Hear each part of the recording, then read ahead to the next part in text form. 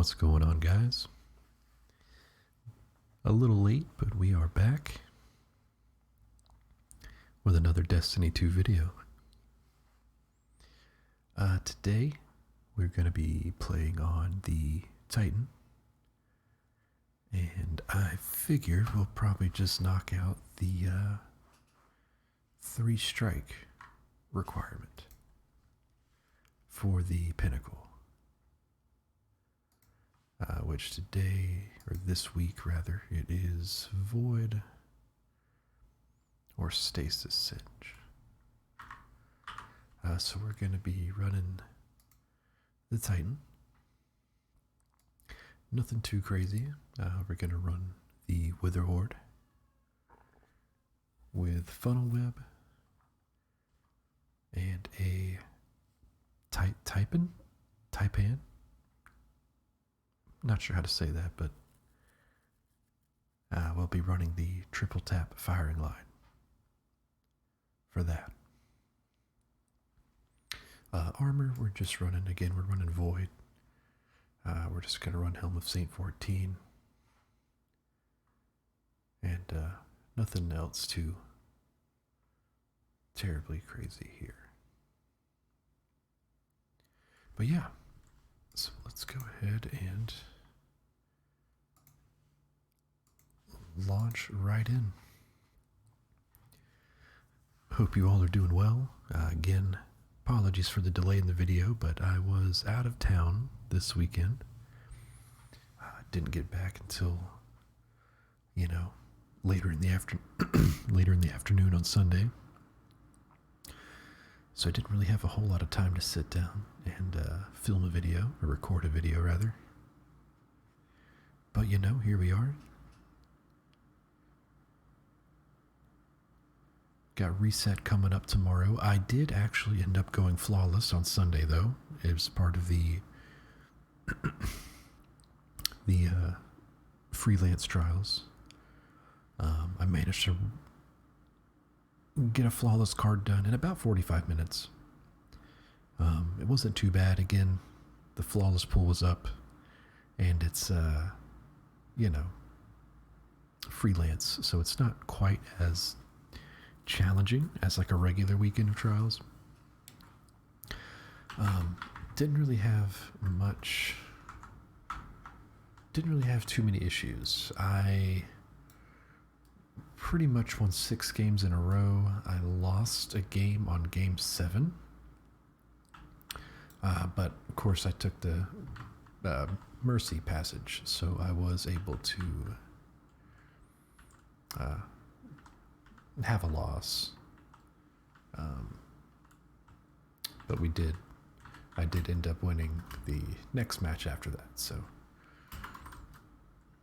I got a pretty decent roll on the bow. Where are the enemies at? They're supposed to be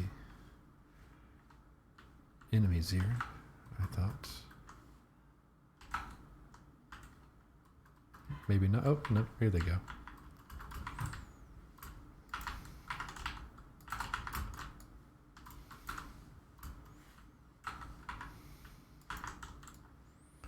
But yeah, they had a couple of decent rolls on the bow.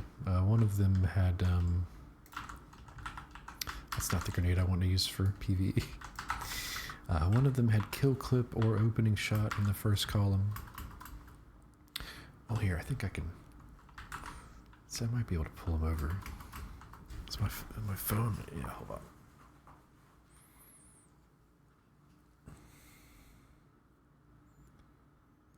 But yeah, I got a couple of decent rolls on the bow.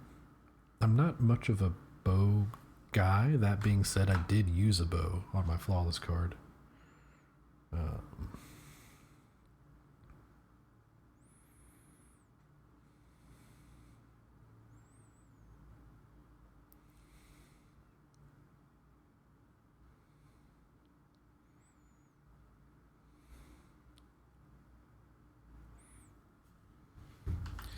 Show you the rolls that I got.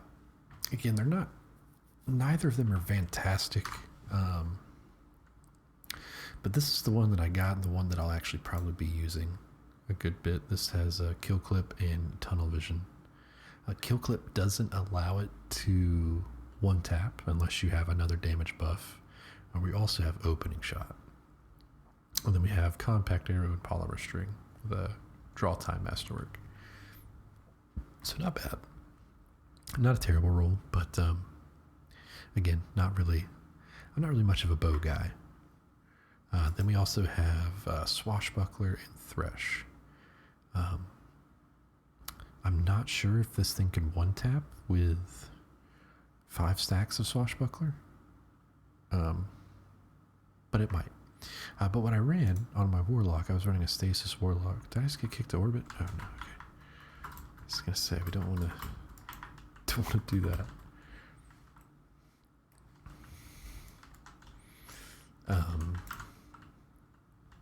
But I actually did end up running a bow and a fusion rifle on my Stasis Warlock for my Flawless card, and I ran this, which is a Biting Winds. It has Moving Target or Swashbuckler, and if I get a melee kill, it will one tap to the head,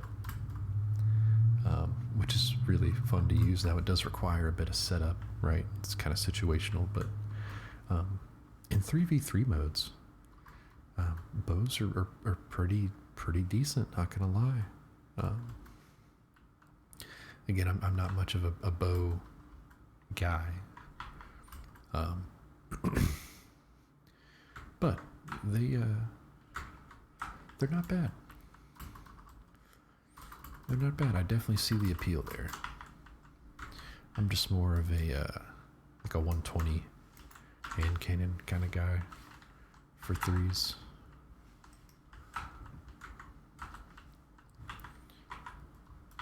Just because the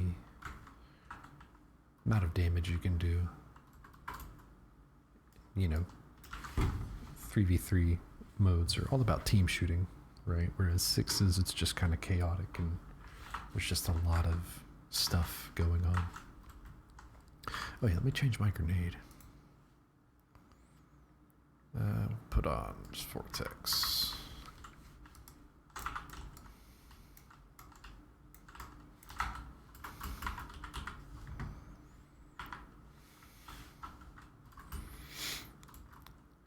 Got a Hunter on my team here running the old Lucky Pants Last Word combo. It's actually not bad. That's pretty solid damage. Now you're blind. Losers. It's a certified Titan moment right there.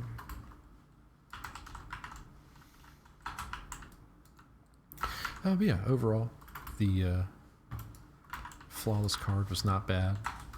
As expected, it was the one of the new weapons for this season for the first solo Flawless week of the season. Or not solo Flawless, the first, you know what I'm trying to say, the first freelance trials week of the season.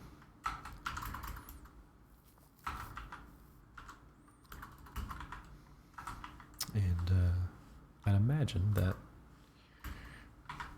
I feel like they probably wait until the next freelance weekend to do the shotgun, but I wouldn't be surprised if they did it next weekend, honestly.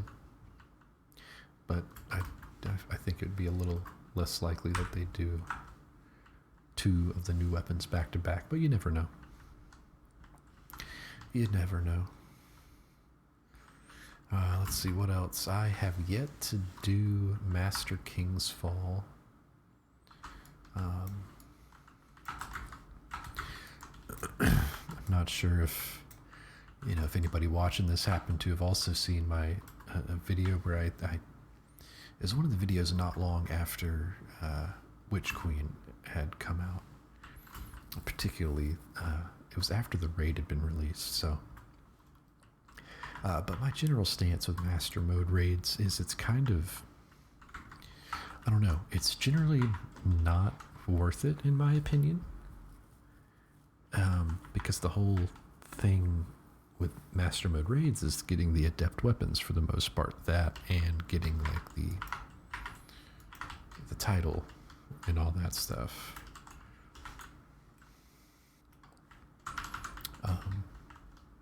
But with the ability to craft weapons, you know, and being able to... Sorry, I'm like, for some reason, just super focusing on trying to hit these crits on the boss here.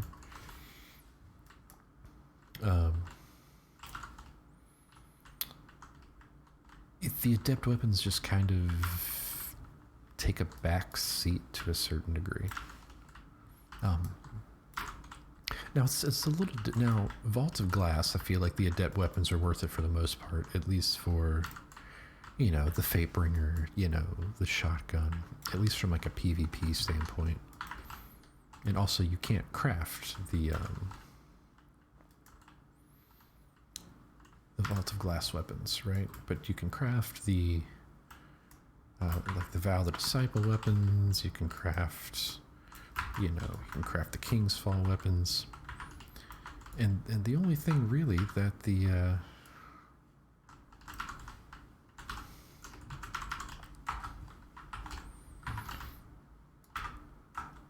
Adept Weapons really have going for it is, you know, the ability to take Adept mods and like that minor sort of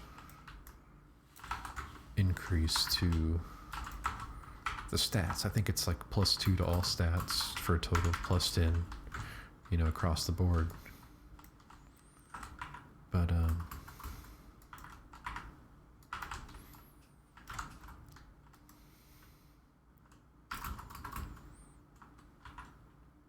I just don't feel like, again, the whole purpose of the Master Mode is the Adept Weapons, right? I mean, yeah, you can get high stat armor, but, you know, that and the the Adept Weapons being completely tied to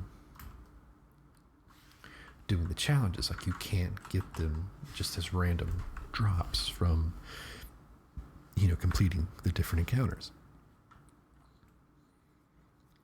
So, I say all that to say this. I have not done Master King's Fall yet. I will probably just do the challenges to maybe get the title. And then probably not touch Master, you know, again. I also haven't yet to get Touch of Malice, so I'm at 15 clears without the Touch of Malice so far. But, you know, they are... there's always next week, right? So, you know, we've got Reset coming up tomorrow, so we've got another 3 chances to get that thing to drop. But I actually, you know, talking about challenges, I haven't even done all of the challenges for Vow the Disciple yet. I think I've done the first encounter on Master, but that was it, you know.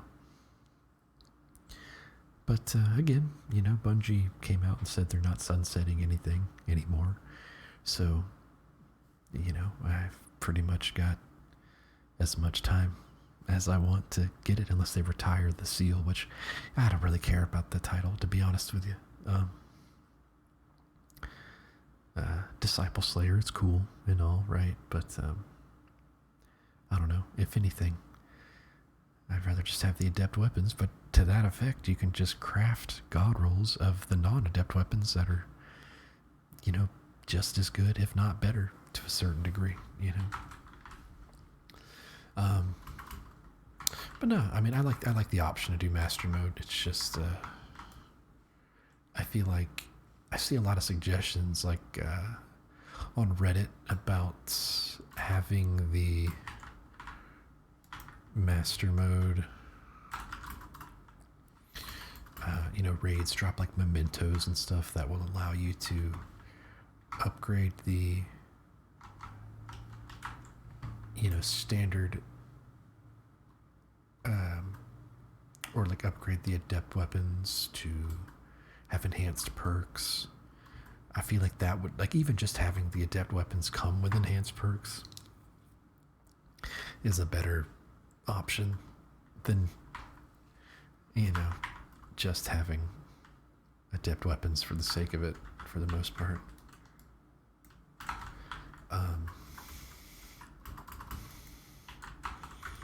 It's not a very good Wither Horde shot.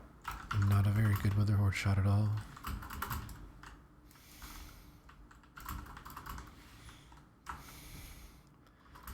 But,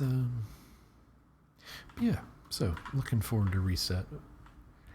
It's kind of that point in the season for me where I kind of just log in, do the weekly story thing, and then do my clears of King's Fall, and then,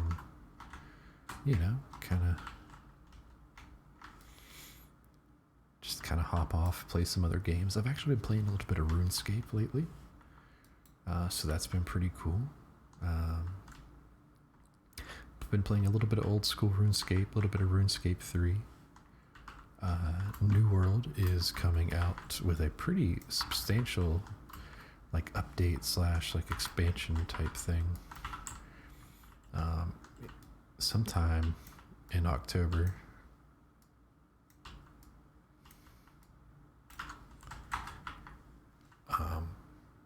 And so that looks really promising. That game is kind of slowly turning itself around. Not that I ever really had much of a problem with it, truthfully. But it definitely, launched in a pretty rough state. And then there's just a wide variety of bugs and exploits and things that kind of didn't do the game's economy any favors. The leveling experience is pretty horrible. Which even now, that's made some pretty marked improvements, but at any rate, yeah, so I've been doing a little bit of this, a little bit of that. Seasonal quest line this season is decent. I'm kind of keeping up with it as far as the whole, what are these relics that we're bringing back to the helm after each of the weekly seasonal questline bits. And from what I understand, and I guess, minor spoilers for anyone who isn't necessarily keeping up with it. So again, I guess minor spoiler warning. The relics that we're bringing back are apparently pieces of Nezarec, who, we've heard of, at least in Destiny 2, for quite some time. We have Nezarec's Sin, which is his, which is Nezarec's helmet. It's the Warlock helmet that gives you, energy on, ability energy on void kills. You have Nezarec's Whisper, which is the glaive from last season.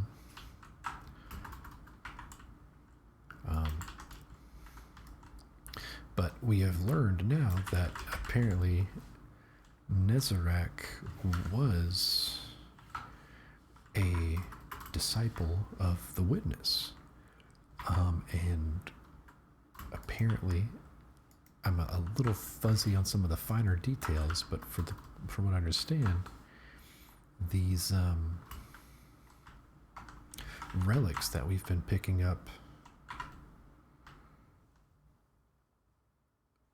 from these pirate hideouts have all been pieces of Nezarec, because for whatever reason, I guess he was defeated or something like that, or killed, and whoever killed him deemed it a good idea to, number one, dismember him, apparently, and number two, to separate his body parts throughout the galaxy to keep him, I guess, from, for lack of a better word, getting himself together.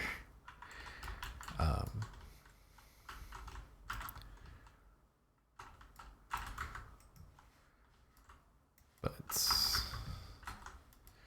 yeah, so it's pretty interesting. You know, the catch crash thing is cool. Expeditions are cool.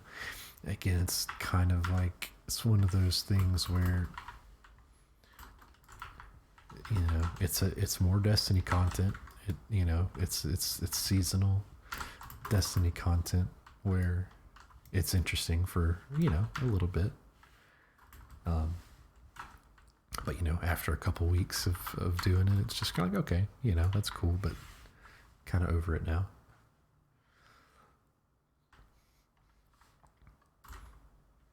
But yeah,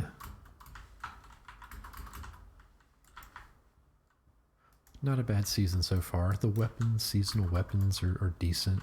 I haven't really messed around with them too much. I know a lot of people are really liking the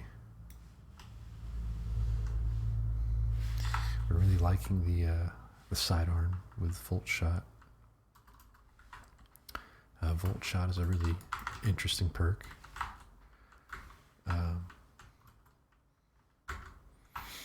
So like, you know, there's the sidearm. I know we now have like an arc linear fusion rifle. I know that can roll like rapid hit.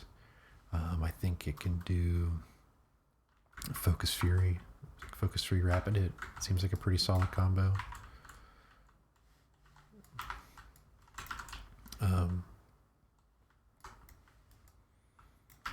of course they're craftable, right? So you can just craft, you know, whatever you would deem to be your, you know, a god roll, which is nice.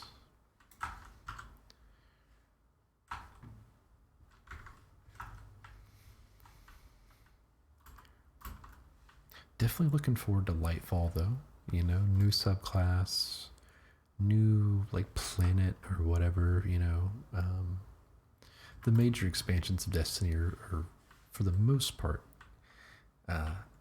you know, have been really good. Like I felt like, you know, Forsaken was awesome. I feel like Forsaken was awesome. Beyond Light, really solid. You know, Shadowkeep, really cool. Witch Queen, really good.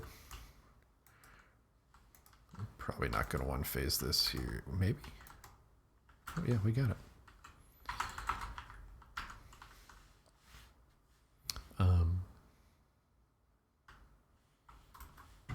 You know, Bungie has really disappointed when it comes to like a major expansion. Now I know, you know, of the Destiny 2 like expansions, I know Shadowkeep kind of wasn't, I feel like most people would kind of have that a little bit lower on the totem pole, so to speak, in terms of quality. And I actually didn't even play Shadowkeep when it released. I got back into the game kind of on the tail end of Shadowkeep. Not long. I came back in Season of Arrivals. That was when I really started playing again after having played, you know, through the entirety of Forsaken. So I kind of skipped out on all the seasons from the start of Shadowkeep and right until about the end, right before Beyond Light. And like Curse of Osiris and Warmind, those would basically be like seasons now, if you think about it. So like the year one Destiny 2. Did I get another Nessus map? Holy moly. That's 3 Nessus strikes in a row. It's crazy. Like, what are the odds of that? But, oh, Proving Grounds. This is pretty cool. But, yeah. Bungie always usually does a pretty solid job with, like the major stuff. And, you know, as stale as like the seasonal model has gotten, it's not bad. You know, it could definitely be a lot worse. And obviously these seasons are, I'm pretty confident in saying that they're planned out well ahead of time, right? So there's not going to be much in the way of,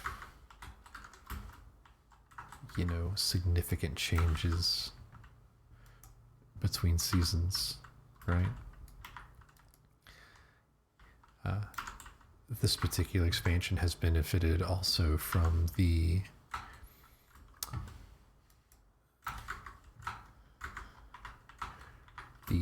Light 3.0 subclass changes, Is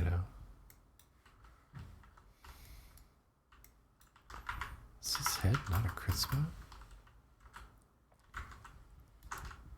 Oh. Okay, just teleported.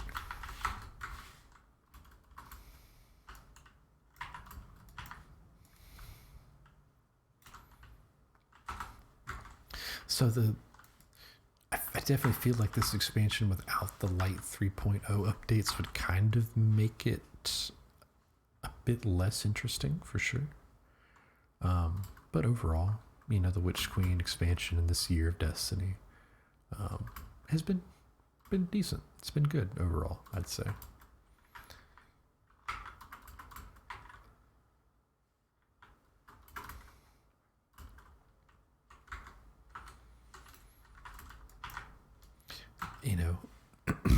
This is a statement that probably a lot of people agree with. I do hear it and see it, pretty often on, Reddit and other social media and stuff like that, is that the whole champion system is getting a little bit stale for a lot of people. And I feel like this is something I say a lot about this game, for better or worse. But again, the champ thing doesn't really bother me that much. Would like a refresher, something new and different be good, or maybe like a change to how stunning champions works? Yeah, that would be awesome. And for the health of the game, I feel like that would be really good. But I generally don't mind how GMs are. I don't mind that that's basically what high-end content is in this game, is just slapping a bunch of champions in an encounter, right? I do think it's a little lazy to a degree, right? But I just don't know what else in the immediate sense. I'm just not sure what else Bungie could do instead of champs, right? Like, I don't know what the solution to that is. They're going to, like in Lightfall, right? We're getting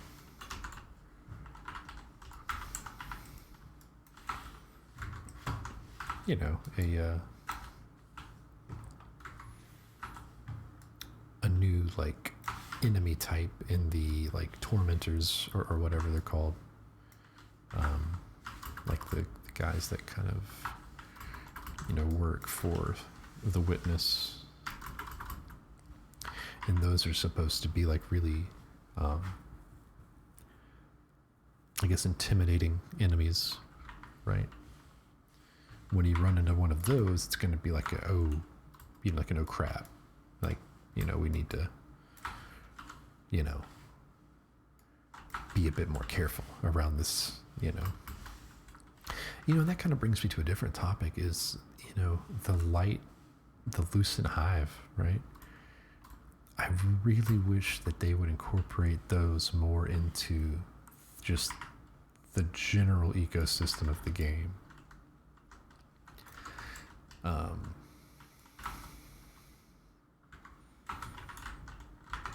Maybe kind of reprise or sort of update some of the existing strikes, but have it so that, you know, like it would be like a mixture of Lucent Hive and champions in a strike or in a nightfall rather than just champions, you know. I hope the Tormentors... It makes me think I'm talking about Harry Potter whenever I say the word Tormentors. But it's Dementors in Harry Potter, I think. But I don't know, just something that kind of changed things up. Like they did all this stuff and added in the Lucent Hive, but we see them in the Witch Queen campaign and those story missions, and like one strike, maybe two, and that's it, you know. And it's such an interesting concept of fighting Hive that have, you know, light powers.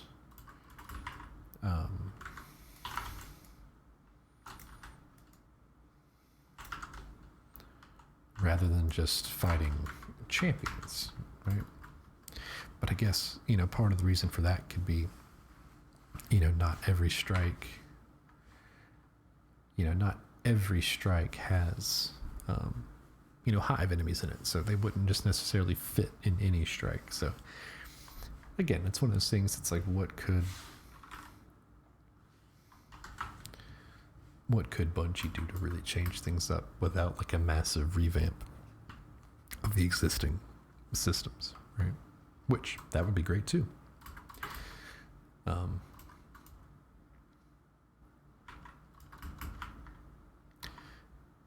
I feel like something like changing...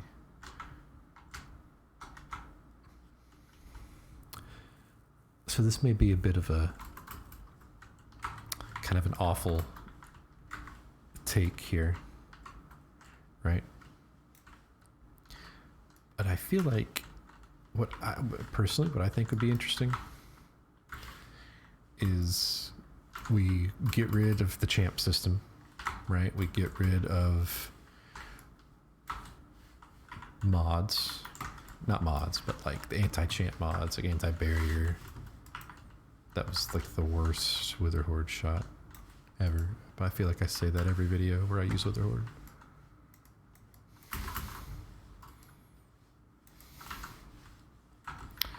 Get rid of the mod system or change it in some way.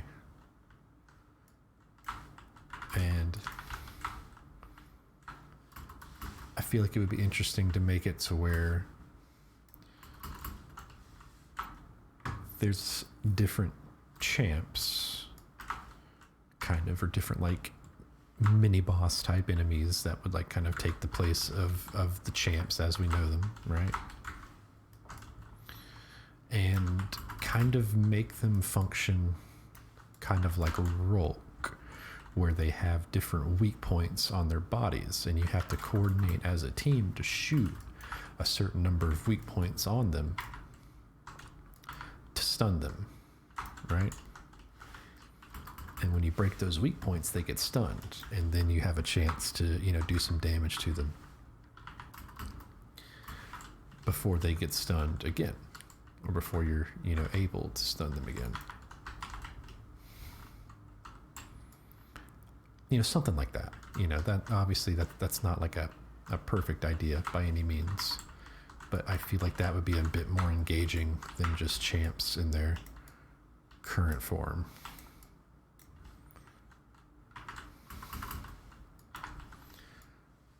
Now, you know, I'm not a game designer. I know nothing about, you know, proper game design and balance and stuff like that. But, you know, I have been gaming for years. I've been playing Destiny for quite some time. And the base, the core of Destiny is very good. Like the gunplay, the movement, the graphics, the world, the kind of the basic gameplay loop of Destiny is excellent. But when a game has been going on for as long as it has, it needs variety, and it needs things that kind of dramatically, or maybe not even dramatically, but things that just alter how that game is going to be played for the next X number of years. And I feel like now the champs have been around for a while. You know, the champ mods have been around for a while. Champions have been the difficulty modifier for the most part for in-game content, other than just taking damage. Now, there is the whole light system and your power level and everything, which that's a different topic that I feel like that definitely needs a revamp as well. But the core of Destiny is so good, but if this game is going to continue without a Destiny 3, we need some substantial changes every couple of years that change the way that the game is played, right? But at any rate, that's time for the video. We're at about almost 40 minutes. Yeah, let's, did my... Oh, that went to the postmaster too. Oh well. Yeah, this is sick. What a cool freaking ornament. It's very edgy, but I think that's pretty cool though. But at any rate, guys, thank you for watching. Thank you to everybody who has subscribed to the channel. You know, I have... I don't even know where we're at subscriber-wise now. I think we're at like 400 something, getting close to 500, which is insane. Again, I didn't really expect to get any subscribers, so I have nearly 500 times more subscribers than I ever hoped to get. So big shout out and thank you to everybody who subscribed. If you enjoy the video, if you've watched this far, thank you. Feel free to like, comment, subscribe, all that generic YouTuber schmack. But hey, as long as you're enjoying the videos, that's what matters to me.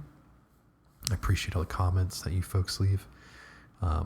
Let me know you enjoy the videos. It helps you relax. It, you know, just puts you in the mood to play Destiny, which is great, which is exactly what I get from other content creators who make, you know, ASMR, gaming type videos. But yeah, that's going to do it for today, guys. I hope you all have a great week. Hopefully we'll be back on regular schedule so I'll get another video put up this coming Saturday. And hopefully by this Saturday I will have obtained Touch of Malice, but, you know, don't want to jinx anything. So, again, thank you guys. Hope you enjoyed the video, and we will see you next time.